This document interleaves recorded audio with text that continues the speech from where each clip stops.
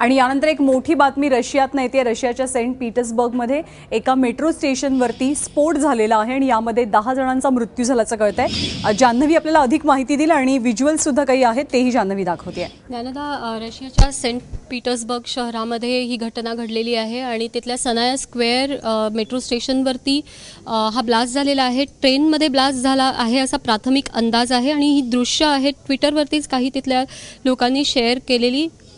ही दृश्य अर्थात आपल्याला विचलित करू शकतात। तुम्ही बघू शकता दृश्यांमधनं स्पष्ट होईल की स्फोट किती तीव्रतेचा होता, कारण जो मेट्रोचा दरवाजा आहे त्याचा पत्रा पूर्णपणे बाहेर आलेला आहे। दुसरी महत्त्वाची गोष्ट म्हणजे काही वेळापूर्वीच हा ब्लास्ट झालेला आहे, मात्र त्याच्या मागचं कारण अजूनही स्पष्ट नाही आहे। मात्र ह्या स्फोटामध्ये किमान 9 ते 10 जण हे मृत्युमुखी पडल्याचं आणि 20 जण हे जखमी झाल्याची माहिती प्राथमिक स्वरूपात रशियातल्या ज्या न्यूज एजन्सीज आहेत त्यांच्या माध्यमातून समोर आलेली आहे।